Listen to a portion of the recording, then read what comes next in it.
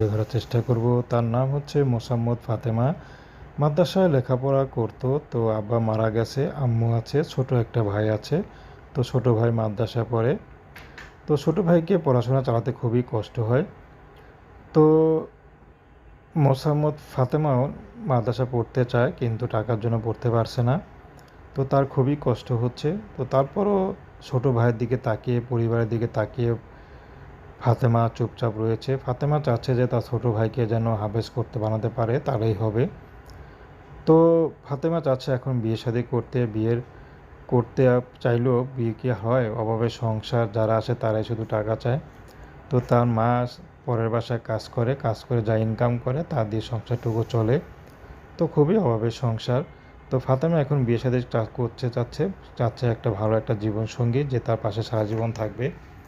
তাকে বিয়ে শাদী করে তাকে কখনো ফেলে চলে যাবে না, এমন একজন মানুষ পেলে ফাতেমা বিয়ে করতে রাজি আছে। তো ফাতেমা ৫ ওয়াক্ত নামাজ পড়ে, সবসময় পর্দাই করে। তো এখন